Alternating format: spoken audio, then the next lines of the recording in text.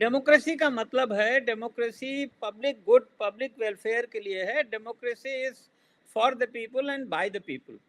अगर पीपल जो हैं, लोग हैं, उनके पास रोजगार ही नहीं होगा तो ये डेमोक्रेसी को कैसे स्ट्रेंथन करेगी ये टेक्नोलॉजी, आर्टिफिशियल इंटेलिजेंस, और खास करके जब वो चंद लोगों के कंट्रोल में। नो, पहले तो it has to get out of control of few hands and that's where regulation is required. ये रेगुलेशन कोई कर रहा नहीं, कोई कर नहीं रहा है। We lost the boat on social media for regulation. We should be careful and not lose the boat on regulation of AI. Regulation is not a bad word. See, बहुत लोग ऐसा समझते हैं regulation is bad. That's not true. Regulation could be for public good. हम सब accept करते हैं कि जॉब चले जाएंगे, लेकिन नए जॉब भी क्रिएट होंगे ना। और ऐसा वक्त भी आएगा कि आपको 40 घंटे वीक में काम नहीं करना पड़ेगा। देखिए, ऐसा आप सोचिए दिमाग में कि 100 साल के बाद क्या होने वाला है। You and I won't be there, but let's assume 2026 की वजह 23-26। उस वक्त में automation, machine, AI, agriculture technology and everything will be so advanced that per acre आप 10 गुना राइस पैदा करेंगे, 10 गुना गेहूं पैदा करेंगे, तो अनाज की कीमत बहुत सस्ती हो जाएगी। आपका ट्रैवल फ्री हो जाएगा because all the cars will be owned by the government or some agency. It will be all free as part of your routine. You can just walk into any car and they'll take you wherever you want to go and you can drop off. Nobody will own a car. Communication is already cheap. Energy would be inexpensive, almost free. So food would be low cost, energy would be free, communication would be free, transportation would be free, education would be on your own, health would be free. So what does it mean to earn money? आप तो एक utopia की बात कर रहे हैं, अभी तो नहीं, ये होने वाला है, तो महंगा हो रहा है सब चीज। ये होगा, ये डेफिनेटली होगा। This is the direction we are headed. Okay, आप जिस रेगुलेशन की बात कर रहे हैं, तो अमेरिका, ये सारी जो रेवोल्यूशन मोस्टली या तो चाइना में हो रही है थोड़ा, या अमेरिका में हो रही है, जो टेक कंपनियां जिनकी हम बात कर रहे हैं, आर्टिफिशियल इंटेलिजेंस, तो वहां की सोसाइटी, वहां की पार्लियामेंट में रेगुलेशन के लिए क्या बात हो रही है? कुछ नहीं, क्योंकि वहां तो जो rich and powerful are controlling it. But that does not stop country like India to regulate. That does not stop country like Kenya to regulate. Okay. In other words, we are talking about using the same tools, but for certain purpose. यही चाकू है, लेकिन हम कह रहे हैं कि हम ऐसा रेगुलेशन लाएंगे जैसे चाकू से आप किसी को मार नहीं सकते। It is that kind of regulation. कि एप्लीकेशन क्या है AI की।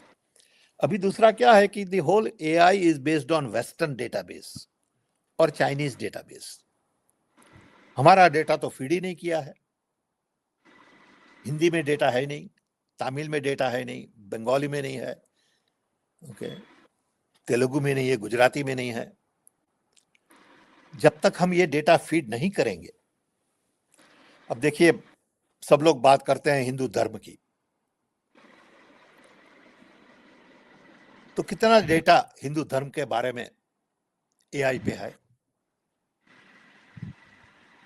कितना डेटा हमारे पुराने पोएट कबीर और others great authors are on AI. We don't have enough of our own data, our temples, our art, our culture. And I have said this many times.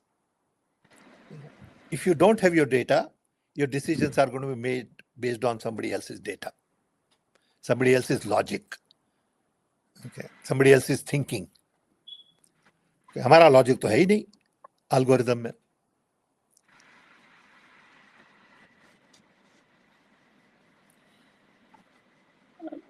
अगर हम बात करें इंडिया की और हम समझें कि भाई आपने कहा कि इंडिया में उसको रेगुलेट करने की गुंजाइश है, लेकिन हम तो देख रहे हैं कि जो इंडिया की गवर्नमेंट है इस समय, वो तो इन चंद मुट्ठी भर जो टेक कंपनियों के मालिक हैं उनके माध्यम से उनसे साठ गांठ करके वो तो डिसेंट के लोगों की आवाज को दबाने का काम कर रहे हैं. अभी एक काकरोच जनता पार्टी के रूप में एक फिनोमिनन उभरा जिसके करोड़ों फॉलोअर्स आए, और वो इसलिए क्योंकि चीफ जस्टिस ऑफ इंडिया ने कहा कि ये लेजी कॉकरोच हैं जो बेरोजगार युवक हैं, और सरकार ने उनके तमाम ट्विटर और इंस्टाग्राम हैंडल्स को बैन कर दिया. तो ये तो कोई डेमोक्रेटिक बात नहीं हुई. आप कैसे उम्मीद करते हैं ऐसे जो माइंडसेट के गवर्नमेंट हैं कि वो उसको स्ट्रेंथन करेंगे पब्लिक के फायदे के लिए? देखिए, हमारे देश में लोगों को ऐसा कंडीशन किया गया है कि आप प्रश्न मत पूछिए. इन डेमोक्रेसी आपके जैसे लोग कम हो जो प्रश्न पूछें तो democracy will be hijacked. If democracy is for the people, by the people, of the people, people will have to speak up and ask questions, uncomfortable questions. अब इतने सोशल साइंटिस्ट हैं हमारे वहां, वो लोग सब खड़े होकर क्यों नहीं कहते कि wait a minute, have we thought about how we are going to use AI? What is the impact of AI on Indian society? They have to all come together and question. But we don't question enough because we are all afraid. Gandhi ji used to say that you need courage. We don't have courage at various levels. You got to have courage to stand up and speak. It's not against anybody. It is not about criticizing A or B. It is about criticizing their ideas. And we should distinguish between criticizing individual and criticizing policies and ideas. लेकिन जो reality है आज की स्थिति में, जो हमारे political parties की, मैं इंडिया के संदर्भ में कहूँ, जो माइंडसेट है जिस तरह से कंट्रोल करने का, जिस तरह से नफरत फैलाने का, जिस तरह से पोलराइज करने का, तो आप क्या समझते हैं कि इसका एआई का चुनावों में भारत के लोकतंत्र में सदुपयोग होगा या दुरुपयोग की संभावना है? दुरुपयोगी होगा अभी तो, क्योंकि it is all about hate, it's all about lies, it's all about innuendos, it is all about personal attacks. No matter what you say, they will twist it and they'll make it sound pretty bad because that's the way they see their freedom.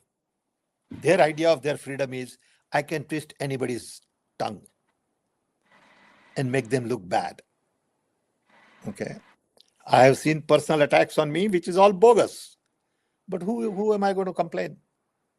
Is it worth complaining to somebody about it? No, it's not. Let them speak. It just doesn't matter. Because ultimately truth will prevail. But in the process, a lot of people will get hurt.